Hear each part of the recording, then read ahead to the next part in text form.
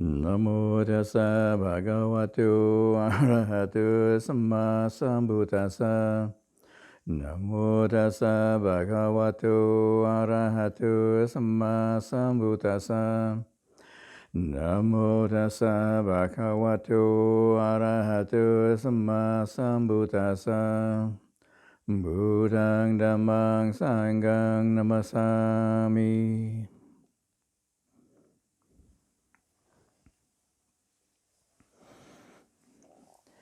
So this is Sutta class number 11, Vasa 2022, the penultimate one. There's one more left. All that's left is liberation. Next time. Next week. So this week it's the 5 groups of grasping in the 6 senses, which is also one of the themes from the 4th of the Satipatthanas, the Dhammas. Although, as I mentioned, they're in different orders, but I try and keep them together. So the 6 senses and the 5 groups of grasping they're interrelated. So they're very closely, the main theme is closely related. So I put them together. So first of all, I mentioned about the 6 senses. In the Buddhist psychology, I guess you'd say, the Buddha designates 6 senses. The 5 physical ones, and then the mind as the 6th sense. And this is quite significant because, these are all the Buddha said that one sutta, he said, or a couple of suttas, he said, the 6 senses are the world. Or the 6 senses are the all. Everything is in the 6 senses. The world, in a sense that people think about, the world's out there, but actually it's in this particular body-mind complex here. This is how we put together the world, through these particular senses. You have a sight, the smell, taste, touch, thought, and then the mind puts it together, and then you say world. And we think it's out there. But it's all been concocted in your own mind through the senses, sense impressions. So if you understand that, you understand how you put together your world, you put together everything, actually. Not only your world, but also your subjective world. Your suffering and your happiness is put together through your senses. And if you were, it's now a few lessons ago, but if you were trying to observe the source of your states of mind, remember that one? States of mind, the 3rd theme of mindfulness. I mentioned about, it says in there to try to observe the source, the cause of them. If you try to observe the original cause of your states of mind, as well as feeling, everything really is in the senses. States of mind begin with the sense impressions. And I mentioned, last year but it's also, if you read the middle length sayings, number 18, the Honeyball Sutta, mentions about the perceptual process. So the Buddha gives a very cryptic explanation about how a lot of conflict arises in the world, and then the monks ask, I think it's Venerable Sariputta, how to explain it. So he goes back to the kind of very root details and which turns out to be the whole perceptual process. So from the 6 senses, there's the 6 internal senses, they call them. These are the 5 physical organs: sight, eye, eye, ear, nose, tongue, body, and then the mental one, mind. Then there's the 6 external senses, sense objects really. There is the sight, the sound, I guess you'd say the sight. Well, there's the physical form, visible form. Then there's the sound and the smell and the taste and the touch and the thought, or whatever other mental content there may be. There's those two. When they come together, you have contact. It's called phassa, contact. And from that contact, then there arises vijnana, consciousness, or I say it's just bare knowing, because all it is really the knowing that there is a sense impression, a sense contact. There's just this seeing color or form. So it's not doesn't say what it is yet. That's sanya. That's recognition is sanya. But the vijnana is just seeing, like just a little sound there, hearing. And then sanya says, sounds like a bird. But in between, though, there is vijnana, and then automatically there is feeling. So when you say hear a sound, you're aware of sound, and then there's feeling there, whether it is dangerous or it is friendly, pleasant or unpleasant, or neutral. At a very, very subtle level. Feeling is just pleasant, unpleasant, or neutral. But at the primal level, it's sort of like to do with your safety, really. Whether it's threatening or not. That's unpleasant. If it's threatening you. And if it's even attractive, pleasant, oh, maybe I should look at this again. Maybe it's something to eat or something. Whatever, something to enjoy. Or neutral, just, yeah, it's okay. Not threatening, anyway. And then the sanya, the recognition of what it is. So automatically there's the knowing of the sense impression, and there is the feeling, and then the sanya of what it is. You see the classical one I mentioned before is about, you see a stick on the road out there when you're walking up to the sala, and the first thing, if you can watch that impression, the first thing is just something's there on the road, and then there is a feeling about it. Usually, I don't know about you, but I have a snake consciousness, so it's the only thing I have to worry about in Australia, basically, is snakes, right? In Western Australia, if you're afraid of getting run over by kangaroos, but they call it big reds there or something. Big greys or big reds? I remember walking in a forest there, and there's a crash, of a kangaroo, and it was huge. Not little wallabies here. This was a monster. Well, compared to me, anyway. But snakes, that is something to worry about in Australia. So when I see something on the road like that, a stick or something, then first of all, there is unpleasant feeling. It's dangerous. And then you go closer and you just a stick. Firewood, pleasant feeling. It was not too far from my kuti.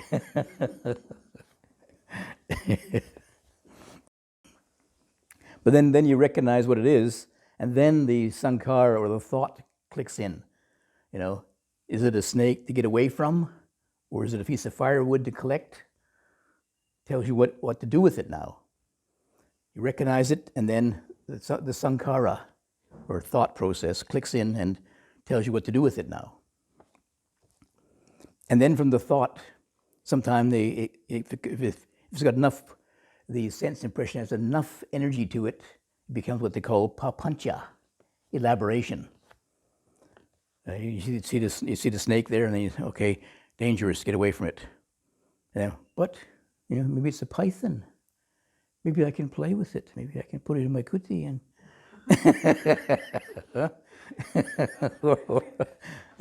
papancha starts up, and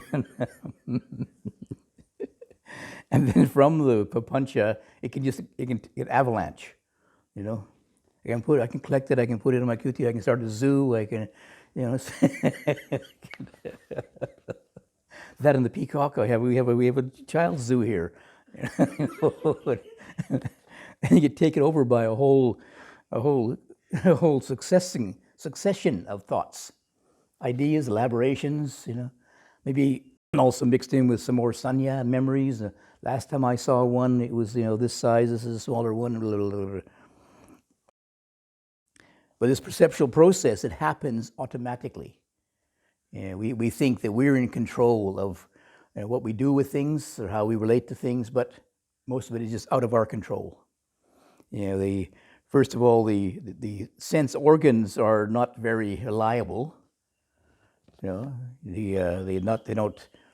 First of all, the sense organs, sight and sound. Human beings have very, very limited range of what they can see. Like some of the animals, like a lot of the animals here that come out at night, they have a lot better vision than we do. They can see in the dark, I presume. Otherwise, they don't need a torch. You ever see a wombat with a torch? No. So they get around in the dark. So they have better vision than we do, at least dark vision anyway. And maybe they're even what do you say? They're limited in the daytime. Are they? Because the light's too bright for them. They can't see in the daytime, so they have to come out at night when it's darker. They get blinded in the daylight, or maybe. And the same with hearing. Someone like a dog can hear much more higher pitch sound than a human can. So they have dog whistles, which humans can't even hear, but the dog can hear it to come back. And then the sense organs are also, they also deteriorate. They also are not very reliable. I mean, if your eyesight starts to deteriorate, start seeing or see, sometimes you see visions or something or other. You think you see something, and it's just one of these. What do they call them? Like on the eyelid, the eyeball, dust or something on your eyeball. See a black spot, and it's not anything outside at all. It's just your vision is a bit clouded. And then the contact between them is also subject to suspicion. When you see something, is that contact really just a glance? Sometimes you just glance at things and you think, oh, I know what it is, but nope, I got the wrong impression here. You see some movement and you just assume that it's a bird, but maybe it's the guana or something, could attack you. And then the vinyan, the knowing of it, is also very unreliable. Not to mention, and then the feeling and the sanya, the recognition. Is specific mention of the distortions of perception, of recognition. Sanya vipalasa. Now they're distorted. I mean, you just think about memory, for example. People have their memories. Some people are traumatized by their memories. If you had a very, very traumatic experience when you were a child, say, attacked by a dog or something, then your perception of dogs is colored for the rest of your life. You have a natural fear of dogs, and people, why? Why is that? It's just a dog. But back in your maybe even you forgot the source of it. It's so traumatic that you had to even forget the source where that came from. But you have this, unconscious fear of dogs or something. And then, of course, the thinking depends on people's experience, what you think about something. When you see something, some people see these high-tech objects or something. Immediately they're off and they're thinking, oh yeah, that's a model so and so and so, and I can get a better one. And I look at it and it's just a black box. I couldn't tell you what make it, what model it is, what year it is. As long as the red light's on, that's all I care about. But some other people, they go off on a tangent about all the latest technology there is and stuff, and know all about it. And before you know it, they become a technology salesmen in their mind. The elaboration takes over and they're out of control. So if you can observe this process, that it's possible. When you have a little bit more calmness of mind, you can perhaps observe this process. And you realize you could have an insight, a very deep insight into anatta, selflessness. Because you recognize, oh, I thought I was, this is my world and I'm controlling it. You realize, oh, my goodness, this world controls me. I'm just a little puppet here. And then important for meditation is particularly contact, because very important, Buddha had this psychological insight 2,500 years ago, but depending upon what the sense organ contacts influences your thought. So if you can contact your sense organs can contact a wholesome sense object, then basically you have wholesome thoughts. Well, basically you have wholesome perceptions or recognition and wholesome thoughts then. Whereas if you have unwholesome or unskillful, unwholesome akusala impressions from the senses, then you get unskillful thoughts too. As we mentioned yesterday or last time about the hindrance of sensual desire, for example. The hindrance of sensual desire rising from wrong attention to beautiful sense objects. One sees these sense objects, and when we tend to look at the attractive ones, the essentially attractive ones, and then it just stirs up more sensual desire, more attraction. But you recognize that, not a very skillful state of mind to cultivate, then you can correct it. You can change your perception. You can change the contact. You can change your perceptions or your sanya, and change your thinking too. So sensual desire can fade out. The Buddha actually lists quite a few sanya, quite a few different perceptions, more like than recognition of perception, skillful perceptions to contemplate. The very basic ones, like the distortions of perception, are permanence, permanence, happiness, self, and beauty. Those are the distortions that the sense of self tends to incline towards or look towards. Permanence. So if you want to change those, you can change them around just by changing your perceptions. Try to contemplate then impermanence, unsatisfactoriness, impersonality, and asubha, or unattractiveness. And the more you work at it, the more you actually change your thoughts. And most of these thoughts are unconscious.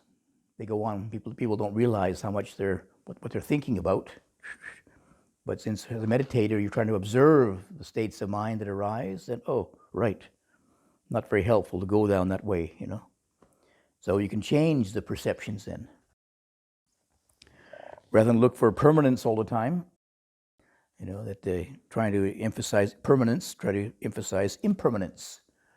Even though this recorder here has been here for years, but I know it's going to break down one day, and that red light won't go on there, and then we got a problem. but it's hard to see actually, because it's been there for years already, But the breathing, for example, you can observe your breathing.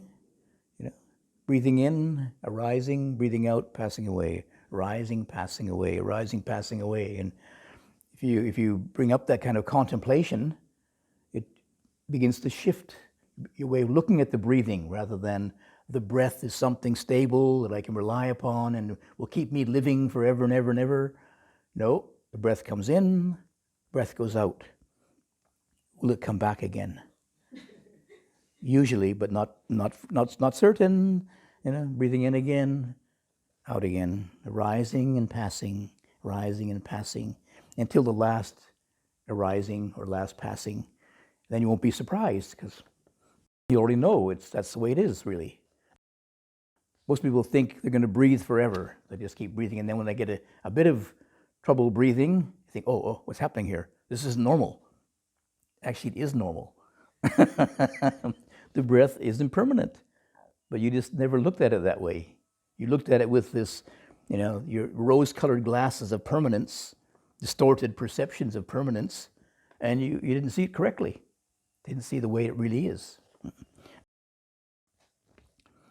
So anyway, in the Discourse on Mindfulness, the Buddha says, to look, to know the sense organ, to know the sense object, know what you're seeing, what it is to see things, what it is to smell, what it is to hear, smell, taste, touch, and think, to know those organs, know how they function. Sometimes, of course, basically they're happening all at once, but some are more predominant than others. When I come over here at 9:30, there's a predominance of smell, the kitchen. From being over there with the wood pile, the smelly wood splitter and the smelly wood, come over here. This smell has changed. Must be getting near 10 o'clock in mealtime, you see. And then to know the sense object, know what there is, what sound is, what sight, sound, smell, taste, touch, what these impressions are. Then to know the fetter that arises. The fetter, there is technically, there's one of these, it can be a technical term, fetter, samyojana, but in this case it probably just means any kind of attachment or any kind of attraction towards a sense object. And then it goes further, once one has observed the fetter, for example, like I said, walking over here, smell of lunch already, cooking, so then a fetter arises, oh, right, 10 o'clock, mealtime, right, salivating. Is it a fetter? I can't go anywhere, I can't go very far away, otherwise I miss the meal, you see. So I'm fettered here to the 10 o'clock meal meeting. And then once one observed what this particular fetter is, attraction or repulsion, maybe, then to try to observe the arising of it, how it comes. Sometimes, for example, maybe the smell is not so attractive. If the food is burnt or something, maybe, not very attractive. So it's the fetter of there goes lunch. Repulsion, no. Or how this fetter can be removed. You just contemplate, oh, it's just food.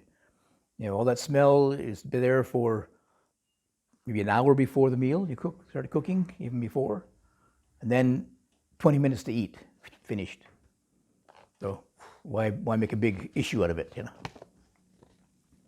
And then how this fetter will not arise in future.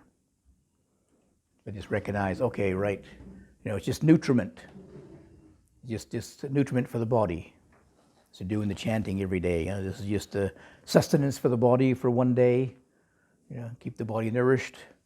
Maybe it can stir up thoughts of attraction, and other times I had a meal with people who were friendly, and we had a very friendly conversation or something. Or we just reflect upon it's only nutriment for the day. Keep this body going till tomorrow.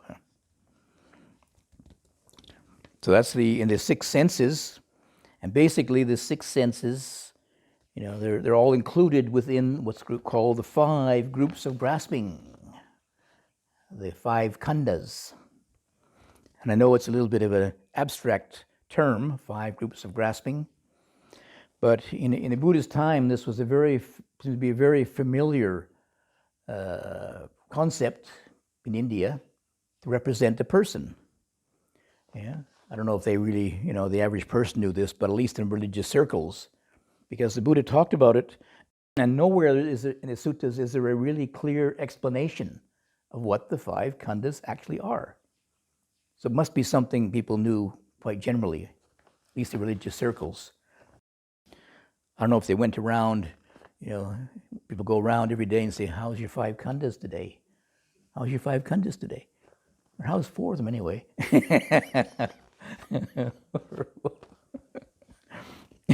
Say, how's your feeling today? Or, well, they do say it here, don't they? How you feeling? But they don't really want to listen anyway, mostly.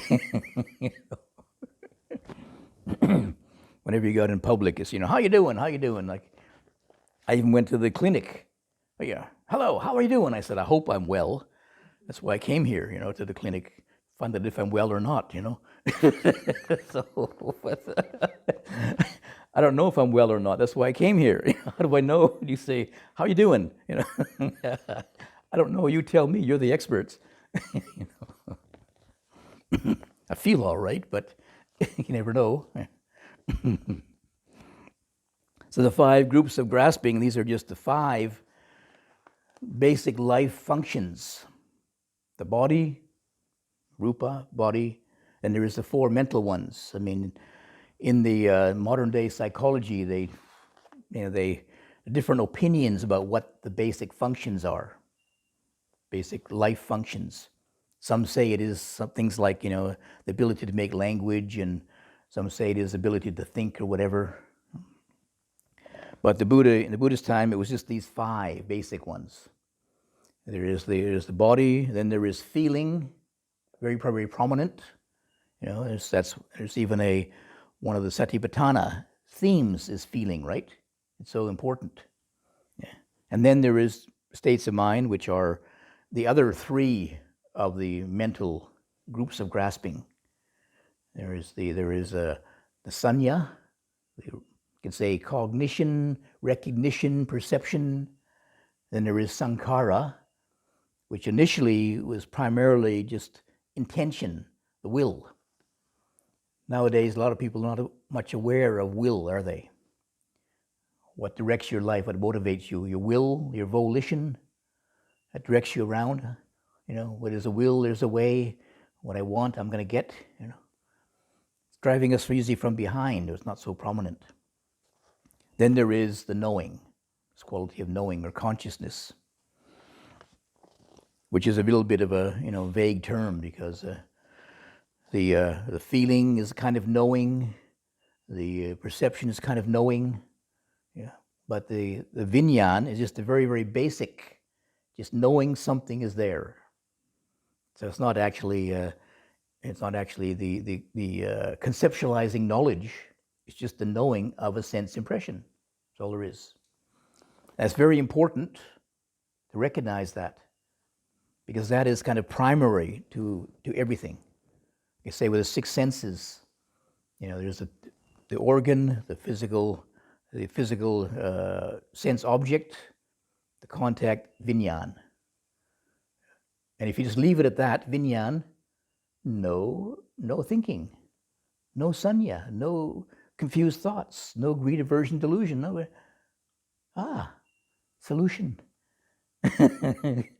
Your mind is still alive, you aren't dead, but there's not all this proliferation going on, you see? You just leave it with a sense impression, with vinyan, just knowing, It's so important that some people in Thailand, they translate the Buddha as the one who knows, just knowing.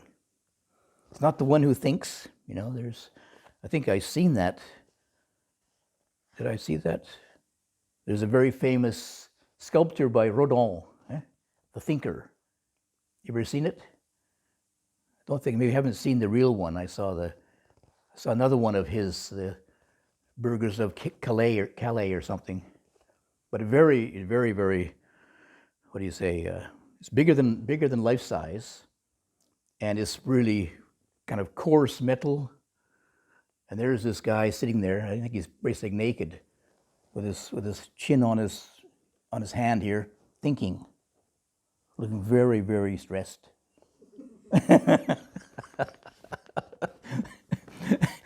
That's called the thinker. When you see that, you get afraid of thinking. And he was so, the way he makes these sculptures is so heavy, like really, really earthy and heavy and solid. I mean, when he's thinking, whoa, it's so weighty, just thinking. And for us, thoughts are so light, but boy, for him, they're really heavy. And you see that, okay, thinking isn't dangerous. Weighty and dangerous, so. So be able to keep the vinyan into just bare knowing. It's a very, very important point in meditation practice, in the Buddhist teachings. You still know, but you don't have all the proliferation, you don't have the distortion of recognition or cognition, don't have all the elaboration of thinking and distortion of thinking and all this. Yeah? There just is a knowing.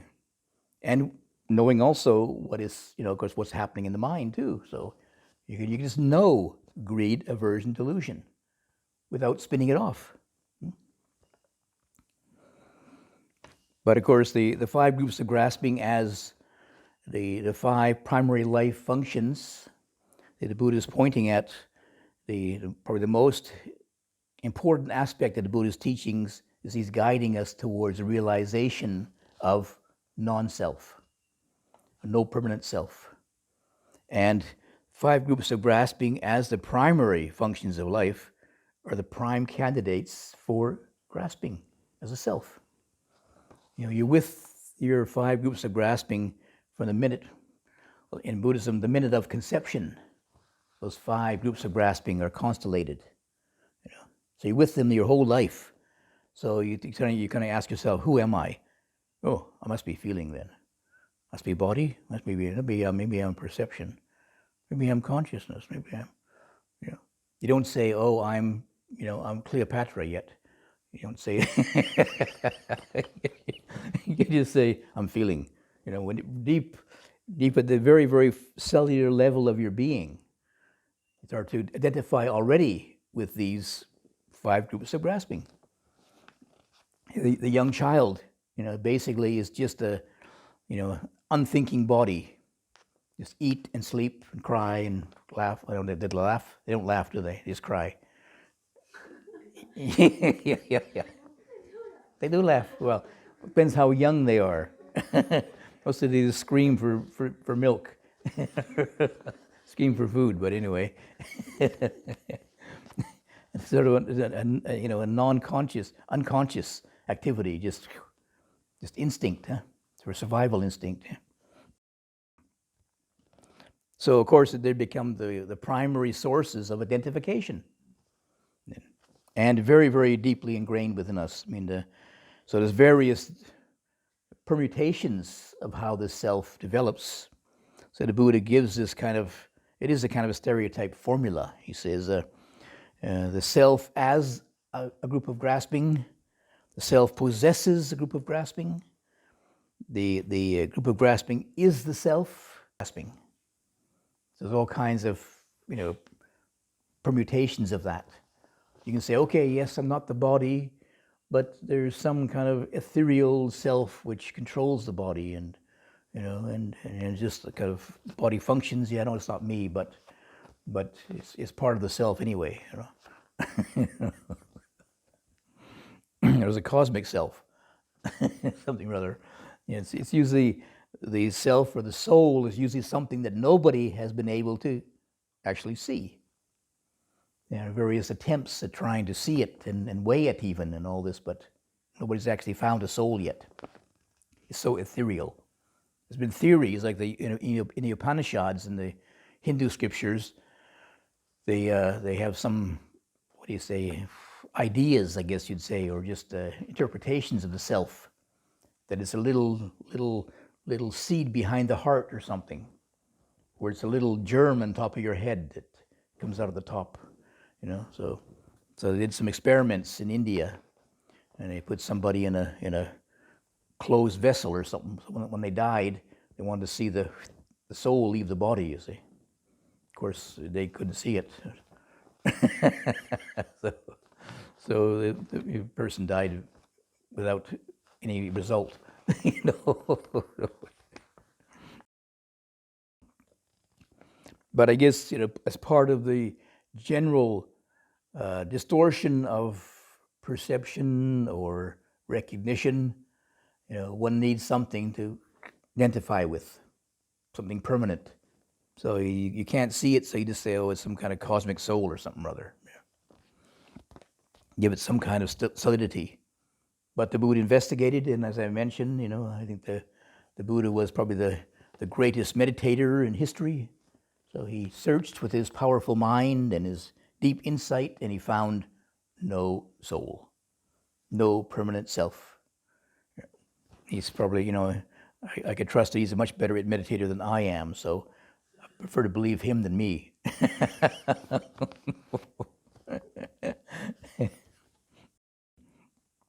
So anyway, in the 5 groups of grasping, Buddha mentions very often one of the quickest ways or the most direct ways to realize no permanent self or anatta was to contemplate the 5 groups of grasping: the past, future or present, internal or external, gross or subtle, inferior or superior, far or near.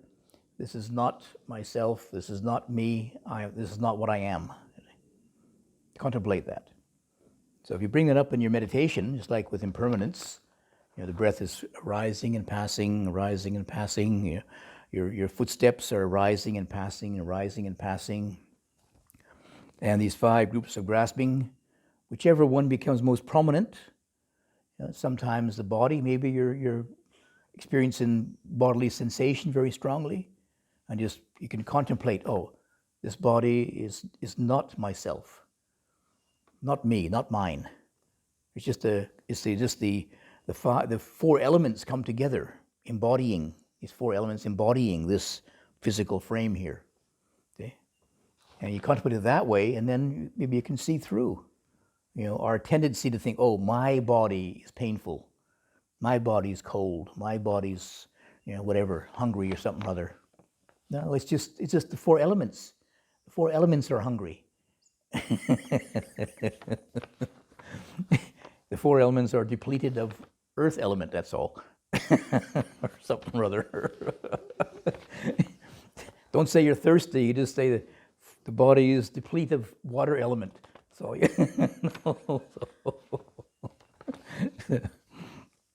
But if you contemplate this over and over again, like I say, you change the perceptions. You change your way of perceiving or viewing the world. Not as something permanent and self-orientated, just processes, empty processes going on. And that, Buddha says, is the way things really are. That's what really exists. The rest of it is just our imagination, our elaborations. Try and keep our fantasy world going, but not how it really is. So by providing these reflections, and the 6 senses and the 5 groups of grasping is a basic, primal source of identification.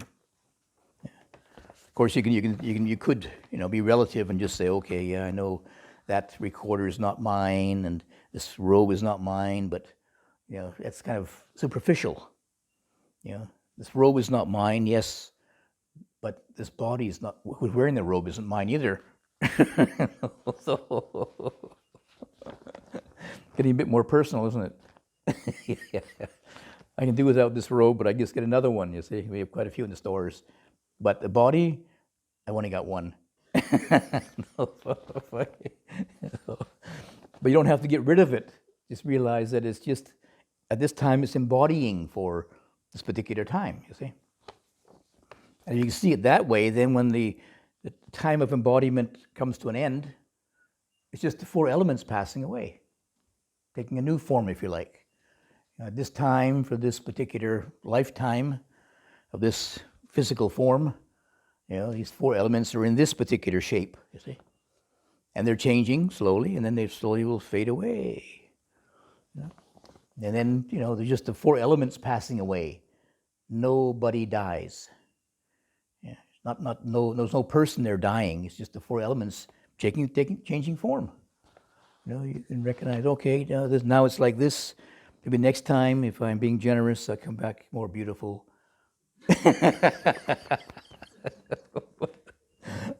Don't think of that either, because that's another me getting reborn, you see.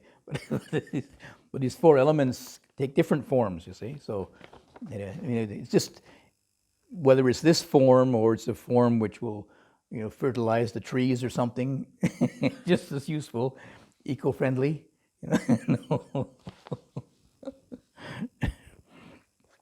So when the Buddha was, in the I think maybe it's in that section about the six senses. Huh? There's a sutta, very special sutta. There was some, I think he was a wanderer. Yeah, he was a sort of a wandering ascetic or something. I think he was called Bahia, the bark cloth or something, wearing bark. So he was a little bit of a, unusual ascetic. There were all kinds of ascetic practices in India at that time. But anyway, he came to the Buddha when the Buddha was on alms round, and he said, "Oh, Reverend One, can you teach me something?" The Buddha said, "Well, this is not exactly the time, to teach. I'm on alms round, silent alms round, you see." But he persisted, and I guess the Buddha recognized his kind of spiritual potential anyway. So the Buddha gave him a very, very succinct teaching. And it's like he was almost around, so it wasn't like he was sitting down. Buddha can give him a long explanation. Buddha just gave him a very, very short, succinct explanation of the Buddha's teachings. So he says to the Bahia, "You should train yourself thus. In the seen will be merely what is seen. In the heard will be merely what is heard. In the sensed will be merely what is sensed. In the cognized will be merely what is cognized." So he's just pointing out that when you see something, was really saying that just see it. So you just stay with that vinyan. You just know that they're seeing. There's not the follow-on of sanya, recollection, cognition, thinking, proliferation, and all this. Just aware, seeing. That's what the bare facts are, just seeing, hearing. Seeing what is already interpretation. So just the seeing, hearing, sound. And if you can do that in this way,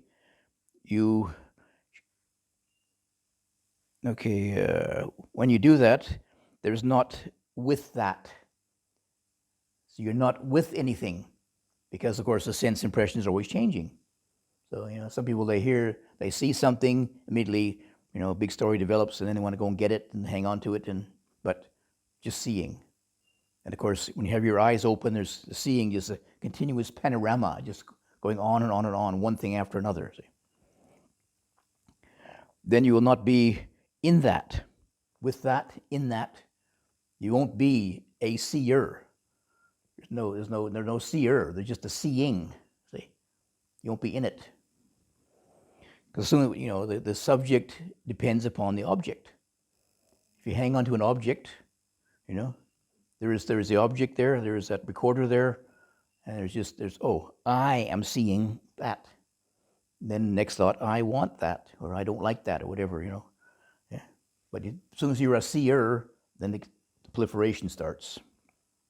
But you're just seeing, I just keep seeing it and seeing it till it falls apart, until I get a sore backside, more likely.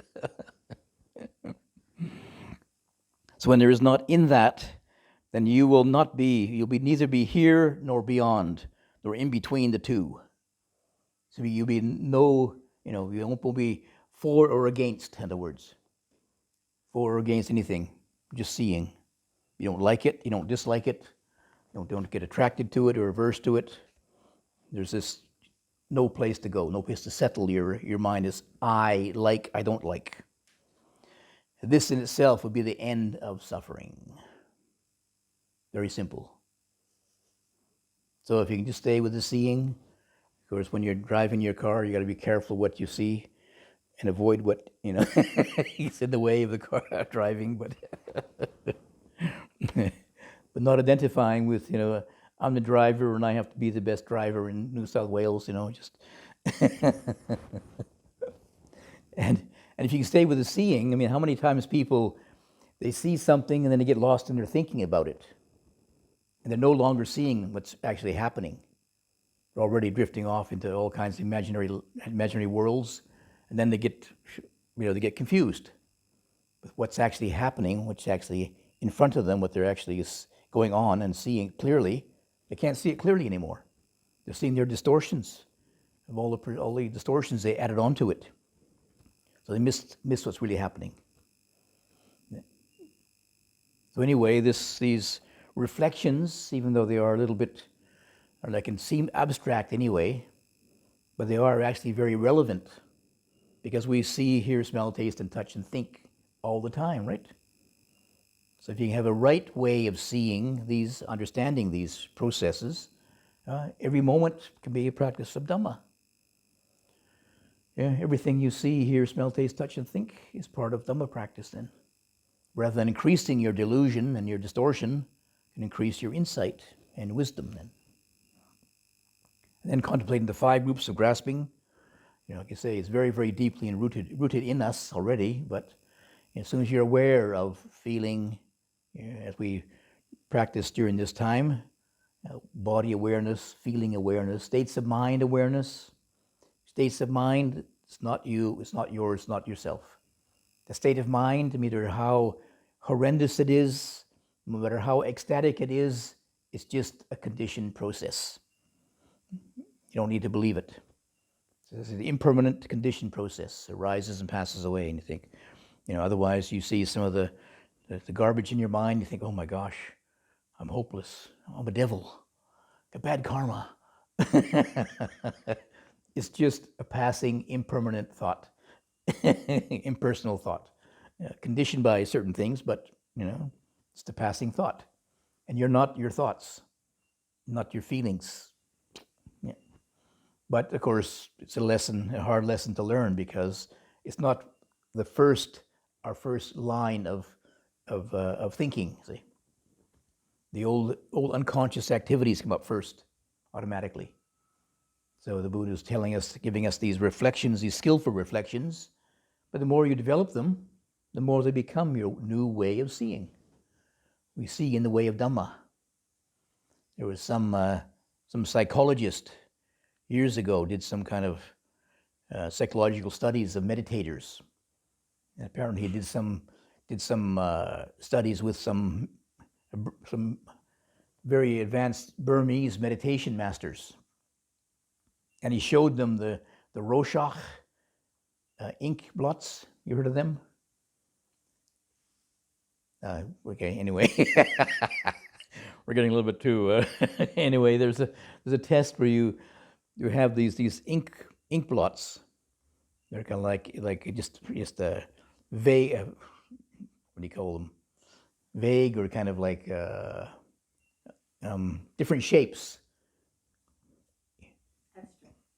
Abstract, kind of abstract shapes, And normally there is a certain pattern to most people. They look at them and they say, "Oh, that's a frog," or that's a dragon or something or other. Sort of, I guess, I don't know if it suits different people in different cultures, but anyway, there is certain basic answers people give. And sometimes they can tell. Some people, they'd say, "Oh, that's a monster," So, oh, they know, something's clicking in that person's mind when they see a monster of that kind of shape. Oh, they have some hidden monsters in themselves, you see. Kind of like unconscious reactions to this. So they did these ink blots to these meditation masters, and they showed these whole range of different ones, and every one of them just gave a Dhamma answer. Oh, that looks like the 7 factors of enlightenment. That reminds me of the 5 hindrances. That reminds me. There was no demons and no dragons and no no frogs. It was all Dhamma associations,